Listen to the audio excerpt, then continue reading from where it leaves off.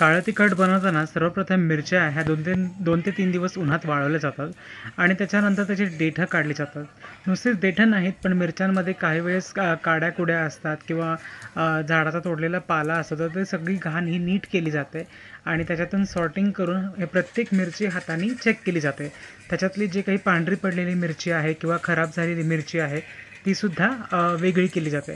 आणि त्याच्याबरोबरच आपले जे धने आपण वापरतो ते सुद्धा चांगले चाळून आणि मग त्याला पाकडले जातात, जेणेकरून त्याच्यातले सुद्धा जे काही धूळ असेल किंवा बारीक सारीक काही काड्या वगैरे असतील, दगड असतील, ते निघून जातील. त्यासोबतच जेव्हा मिरची ही आपण वाळवतो, त्याच्यानंतर मिरची ही धुतली जात नाही. म्हणून आम्ही काय करतो, की त्याला ओल्या कापडाने छानपैकी पुसून घेतो, जेणेकरून त्याच्यावरती जो पेस्टिसाईडचा फवारा केला असतो तो निघून जातो. आणि हे जर आपण केलं नाही तर अनेक वेळेला अपचनाचा त्रास किंवा करपट ढेकरा येणे, छातीत जळजळ होणे हे प्रामुख्य कारण असतं. त्याच्यामुळे प्रत्येक खड्या मसाल्याचे जे काही बारीक-सारीक काड्या असतात किंवा त्याला लागलेली धूळ असते, हे आपण आपला प्रयत्न असतो की प्रत्येक बॅचला आपण ते सगळं व्यवस्थित स्वच्छ करून घेतो. स्टार एनिस जर आपण पाहिलं तर त्यालासुद्धा अशा छोट्या-छोट्या काड्या लागलेल्या असतात पाठीमागच्या, ज्याचे काही उपयोग नसतो ते आपण काढून घेतो. आणि त्याच्या पाठीमागे जर बघितलं तर एक बिया असतात. त्या बियाही काही कामाच्या नसतात. त्या खाल्ल्या की परत पोटाला पचनाचा त्रास होतो आणि काही वेळेस त्याच्यातून किडनी स्टोन होण्याचे सुद्धा चान्सेस असतात. म्हणून आपण ते साफ करून घेतो. आपल्याकडे जे काळे मिरी येतं ते तामिळनाडूमधून आपण मागवतो, जे ऑर्गॅनिक असते आणि सगळ्यात जास्त भेसळ ही काळी मिरीमध्ये केली जाते. त्याच्यामुळे प्रत्येक बॅच आपण ही व्यवस्थित चेक करतो. त्याच्यामध्ये काही मेलेल्या काळ्या मिऱ्या असतात किंवा फुसक्या ज्या असतात त्या आपण काढून घेतो आणि व्यवस्थित त्याला चाळून घेतो. चाळल्यानंतर त्याला आपण ओल्या कपड्याने परत एकदा पुसून घेतो आणि त्याला उन्हं दाखवतो. कारण प्रत्येक मसाल्यामध्ये सगळ्यात मेन घटक जर जो कुठला असेल तर तो काळी मिरी असतो. त्याच्यामुळे तो स्वच्छ असणं, तो चांगला असणं आणि तो प्युअर असणं हा त्याच्यातला एक खूप प्रामुख्याने आपण बघतो. जसं म्हटल्याप्रमाणे आपण काय करतो की एक डॅम्प कापड घेतो, म्हणजेच ओलं कापड घेतो. त्याच्यामध्ये ही सगळी काळी मिरी ओतून त्याला आपण व्यवस्थित स्वच्छ पुसून घेतो. म्हणजे काय होतं की हँडलिंगमध्ये काही वेळेला पॅकेजिंगमध्ये इतर ठिकाणाहून जेव्हा हे आलेले असतात त्याच्यामध्ये धूळ लागणं किंवा काही बारीक-सारीक किडे लागणं असे प्रकार होतात. आपण चाळून तर घेतो, पण ते पुसून घेणंही तितकंच गरजेचं आहे. त्याच्यातून जे काही पोकळ झालेल्या काळ्या मिऱ्या आहेत त्या आपण बाजूला काढून देतो, म्हणजे जे अनावश्यक आहे ते.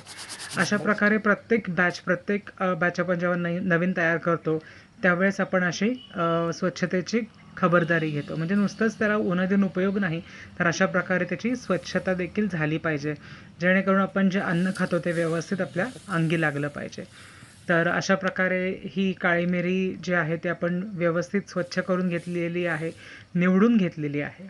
तर अशाच प्रकारे आपण सगळे खडे मसाले हे व्यवस्थित पुसून स्वच्छ करून घेतो, कारण त्याला काही वेळेला बुरशी लागण्याचे प्रमाण पण असतं. आता जसं की ही आहे दालचिनी, म्हणजे कसिया. हा कसियाचा प्रकार आहे. दालचिनीमध्ये बरेच प्रकार आहेत, त्याच्यातला हा कसिया. ह्याला पण अनेक वेळेला धूळ लागलेली असते, काही वेळेला बुरशी देखील लागलेली असते. तसं आपण घेतानाच बघून घेतो.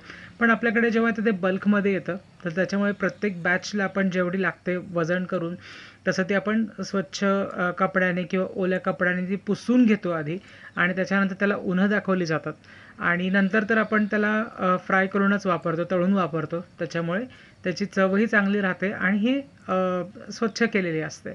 त्याच्यामुळे कुठलीच भीती त्याच्यामध्ये राहत नाही. मग आपण शेगडी पेटवून आपल्या मसाल्याला सुरुवात करतो. सगळ्यात आधी मिरच्या भाजून घेतो आपण.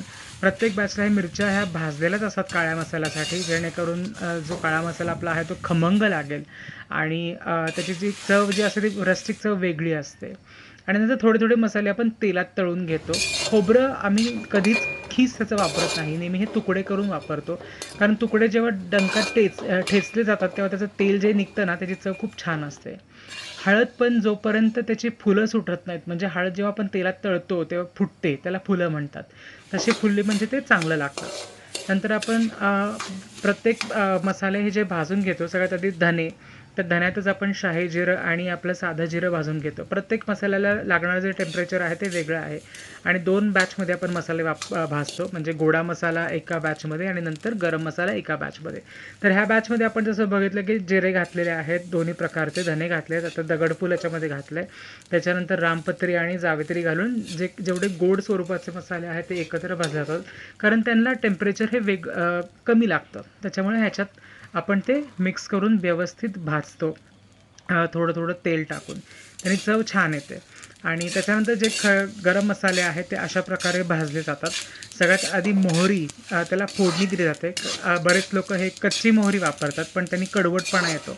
म्हणून आपण तेलावरती व्यवस्थित मोहरी परतून बाकीचे जे खडे मसाले आहेत, जसे की लवंग आहे, काळी मिरी आहे, दालचिनी आहे, मोठी वेलची आहे, स्टार अॅनिस आहे, नाकेश्वर आहे, त्रिफळा आहे, हे सगळं आणि आपली हिरवी वेलची आहे, हे सगळं टाकून परतून घेतो. त्याच्यातच नंतर सगळ्यात शेवटी मेथी आणि तीळ टाकलं जातं आणि जेव्हा तीळ तडतडले जातात तेव्हा ते काढून घेतलं जातं. त्याचप्रकारे तेजपत्ता टाकून हे सगळे मसाले नंतर एकत्र करून थंड केले जातात. तर अशा प्रकारे सगळा मसाला आपला तयार आहे. तिथे वेगवेगळ्या मिरच्या आहेत, सगळा गरम मसाला ह्याच्यामध्ये आहे, खोबरं आहे, कांदा आहे. हे सगळं थंड झालं की आपण हे डंकामध्ये आधी सगळ्यात आधी मिरच्या टाकतो.